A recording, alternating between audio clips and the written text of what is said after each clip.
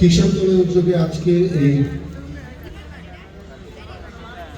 অসহায় মানুষের জন্য শীতবস্ত্র বিতরণ অনুষ্ঠানে সম্মানিত সভাপতি ঢাকা কৃষক দলের বিপ্লবী সদস্য সচিব অ্যাডভোকেট আবু হানিফ, উপস্থিত কৃষক দল সহ বিএনপি অঙ্গ সংগঠনের বিভিন্ন পর্যায়ের নেতৃবৃন্দ, উপস্থিত এলাকা মুরব্বিয়ান, সুধী মন্ডলী এবং যারা আজকে শীতবস্ত্র নেওয়ার জন্য উপস্থিত রয়েছে।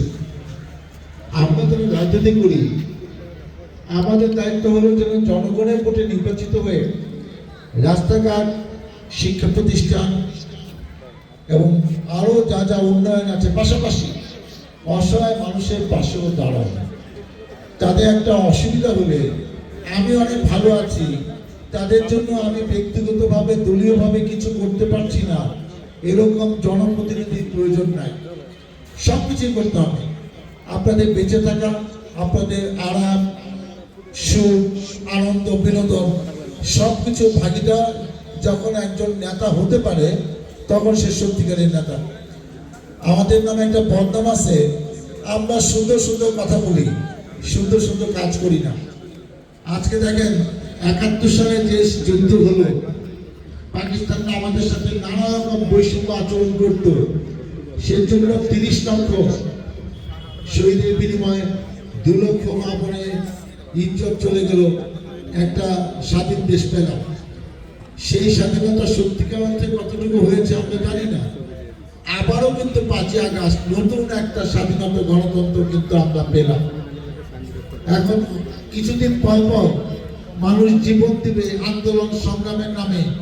যে উদ্দেশ্যে আমরা জীবন দিলাম সেইটা যদি বাস্তবায়ন না হয়, সাধারণ মানুষের ভাগ্যের যদি পরিবর্তন না হয়, সাধারণ মানুষের কথা যদি আমরা মাথায় না রেখে আমরা রাজনীতি না করি, সমাজসেবা না করি, তাহলে এদের জীবন দিয়ে লাভ হলো কি?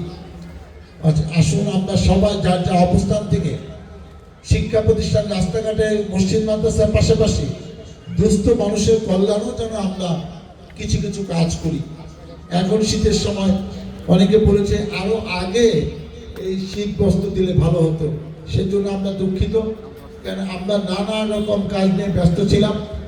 এখন থেকে অলরেডি আমরা ২-১টি জায়গায় প্রোগ্রাম করেছি। আমাদের এই বছর ঢাকা ১৯ শাসনে ৪ থেকে ৫,০০০ কম্বল আমরা বিভিন্ন এলাকায় দিব। আজকে কাদিরচর একটা বড় এলাকা, এখানে ২-১,০০০ দিতে পারলে ভালো হতো, কিন্তু আমরা এটা পারলাম না বলে দুঃখিত। আজকে এখানে আমাদের স্লিপ দেওয়া আছে, যারা স্লিপ নিয়ে আসছেন তাদেরকে আমরা এখানে কম্বল দিব। আপনারা ধৈর্য ধরেন। আমাদের প্রিয় নেতা তারেক রহমানের নির্দেশে সারা বাংলাদেশে এই শীতবস্ত্র বিতরণের কর্মসূচি চলছে।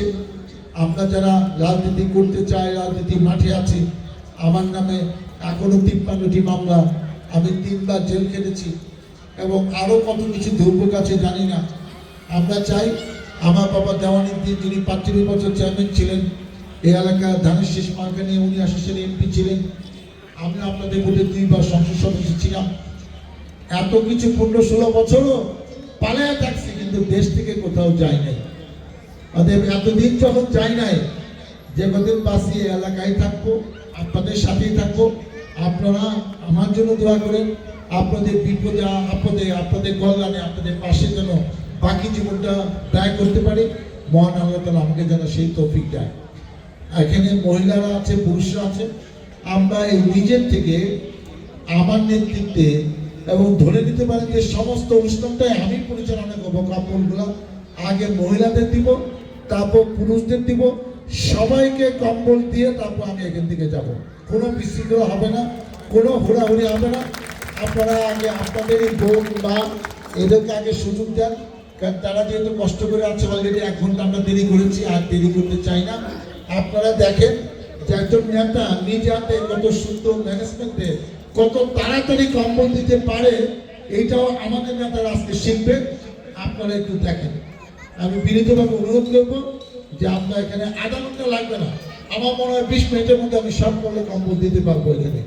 এখানে যা আছে সব নাই, আরো কম্বল আছে। যাদের কাছে স্লিপ আছে সবাই কম্বল নিয়েই যাবে। সবাইকে অনেক শুভেচ্ছা।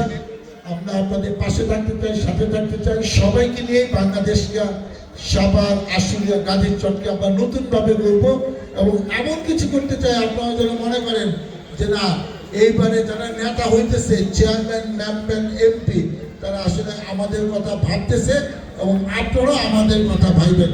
সবাইকে ধন্যবাদ। আল্লাহ হাফেজ।